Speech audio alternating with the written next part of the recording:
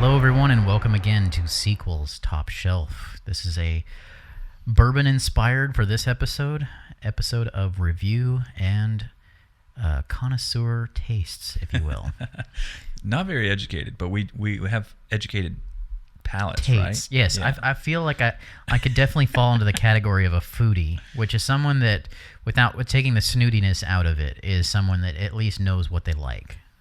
Well, then I guess I'm a drinky. Is that count? Well, yeah, I was just listing foodie as an example. So I like drinking whiskey. Yeah, so a drinky. That's why I'm here. With a pinky drinky? You hold a pinky up? Sometimes, I'm usually not fancy. Usually it's just me and my bottle, and that's it. Well, we do have a bottle with us today. Today we've got a wonderful full bottle of Rabbit Hole Cavehill. Have you had this before? I have not had this, and this is a bourbon, correct? Yes, it's bourbon. For those of you who don't know, there's always a dispute on what the heck, is bourbon versus whiskey. What's the difference? This is a bourbon whiskey, and technically there's a couple of things. Only one that really has to be adhered to, and that is that during your distilling process, you are using at least 51% corn in that mash process.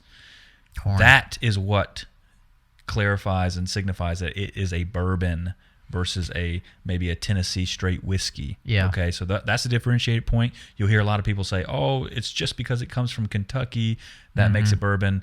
That's not quite the truth. There is a little bit more, so you got to go by how it's going to be categorized in the drinking or the tasting competitions. There's right? some level of history to when you talk about the fact of it coming from Kentucky, to be respectful of the historic and intrinsic value that comes from distilleries in Kentucky. There are a lot of them, and there is a wonderful bourbon trail that you can take in Kentucky as a weekend getaway.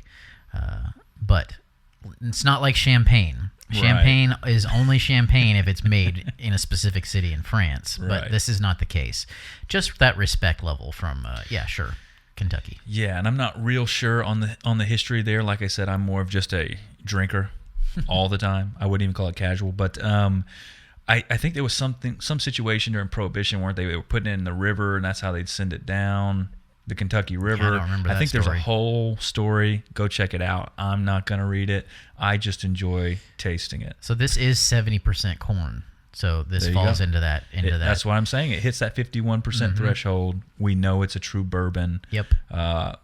Historically, bourbon's got a little bit more of kind of that sweeter taste. I do think that somehow is echoed through the corn. That's, again, for me personally. I'm going to go ahead and pour while you're talking. Yeah, let's do it. So if you've seen our first episode of Sequel Top Shelf, we did a little bit of an intro onto how to taste whiskey. We talked about the smelling process, how to run it across your palate.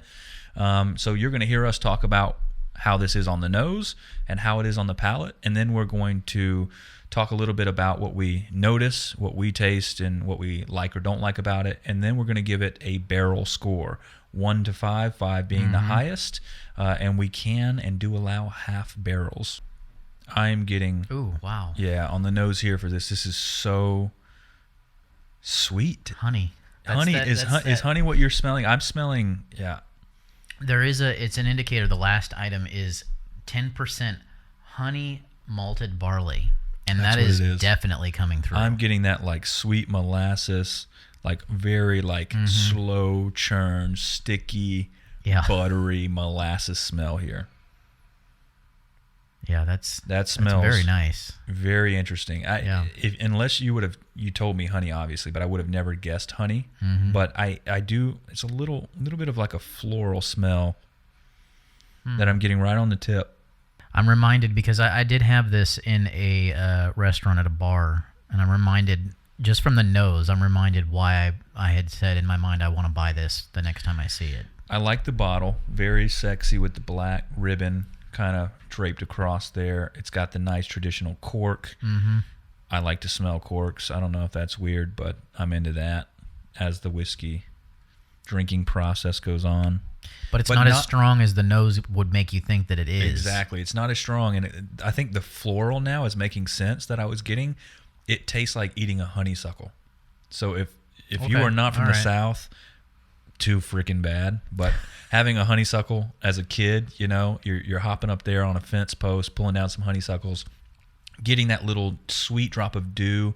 It's more that floral. It's super fine process, so it's not thick. So if you're thinking, as we say, honey, we certainly mean, I feel a thin, almost liquefied honey. It's more floral to me, but the sweetness is very interesting. I'm almost getting like a, what do they call those? Those, like, you know, the butterscotch candies, the hard ones that, like, are they like Werther's? Werther's, that's it. I'm getting that Werther's taste in my mouth. Like, I've just had it in my mouth. Maybe I just swallowed it, finished it. It's like that aftertaste of, like, the Werther's. It's definitely got that sweetness to it. Not so much butterscotch. Again, I'm still in that honey. It's thinner though. Yes, it's not like thick in a sense of like creaminess to it. It's still it's very loose as far as a liquid goes, meaning that it kind of trickles down your throat real easy. This is one of the ones that you can get caught up drinking, not realize how much you've had. So you got to be careful with this one because there's no bite to it. I get hardly no at all, bite whatsoever here. This really fits in with my palate, my preference. Yeah. This I could see this on ice, a tiny little bit of ginger ale, and we're talking about the summer drink all year long. You know, like that's what I feel like this is. I don't know that I would. I don't know that I would. For me, this is fire pit and an ice cube, and I'm in my happy place. Yeah. I mean, this is delicious. I'm just trying to think of. It's not an occasion whiskey for me. The taste profile is too sweet. I think this is one of the ones where it's just like you don't have people over. You're not trying to entertain or suggest this to anyone. I think this is like you're enjoying something super easy to drink. Yeah. You know, you're winding down. It's something that you could grab pretty much any time. I think so. It would be, I think, a little bit safer if you were, say you're a new whiskey sipper. It would be a good intro to something that has just a little bit more personality than just a standard run of the mill. So, you know, not to cross reference, but like obviously there's like honey whiskeys out there, right? Jack Daniel's, for instance. This is like Jack Daniel's rich cousin that came to visit from the Hamptons, you know what I mean? And he's like, "Hey Jack, how's it going?" "Yeah, I work on Wall Street, Jack." You know, that's what I'm getting from this. This is like, if you like a sweeter whiskey, if you like even a honey bourbon, this is just a far elevated version of that. Yeah, and I'd have never guessed it was 95 proof. I would have thought this was in the 70 range, as smooth as it drinks. Yeah, that's it. I think it covers up a lot. It still has a tiny little bit of that warmness to it. Pretty late. I feel like it's pretty late. What would you rate this price wise? Since Cavehill out of Louisville, Kentucky. What do you think this falls in?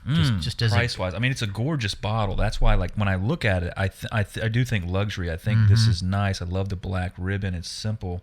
Yeah. Before I tell you the price, I'd like to kind of see what is that feeling kind of indicate. This is probably going to be right around the $40 range. Okay. Well, we're a little south. South. This is a depending upon where you are, where you find it. I found this one easier to find out of town. Okay. This inside of a metro area is going to be a little bit harder to find. But even out in the outside of the metro area, this was still like a 50 to 60 range. Really? Really? Well, look, I can tell you this.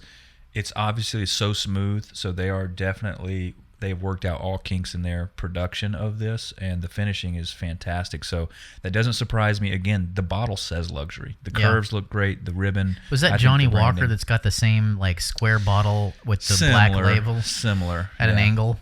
Yeah, I do kind of. I'm not saying this is inspired by Johnny Walker, but I see the similarities there. They kind of have that kind of. This isn't really a gold, but it's definitely a metallic flaking kind of printing on here. It definitely looks luxury. It looks good. I would, man, that's surprising to me, but it drinks so well that it also doesn't surprise me. So for me, notes, this is a sweet, but it's a thin sweet, if that makes sense to anyone. It's a honeysuckle flavor profile. It's got a little bit of that molasses sweet in it as well, but it's that kind of droopy, long, drawn out, thin. But not molasses. in a bad way. It doesn't hang too long. It's just kind of a reminder. But what would you score this for you? Ooh, out of 5 barrels, I'm going to give it a 3. Okay. A solid 3, just because it's sweeter than I would prefer as an everyday drink. And if it's not a bourbon or whiskey that I can grab every day, it's got to start at 3, and it could work its way south. But the finish on this is so good that it gets a solid 3 here. Okay. All right. Well, for myself, I think I'm probably gonna vote with you in that, and I'll say a 3 as well. And the things that I like about it are the flavor profile, which makes it super drinkable at any occasion. You don't need a reason to grab this.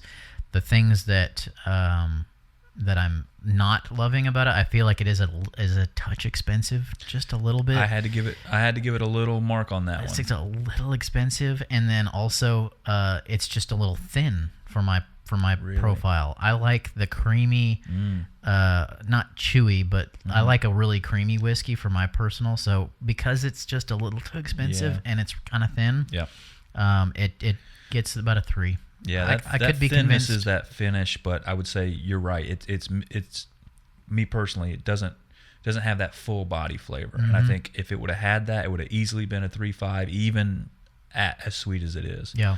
But it's delicious. So this is Rabbit Hole, Cavehill, Kentucky Bourbon. It's good stuff. That's a review.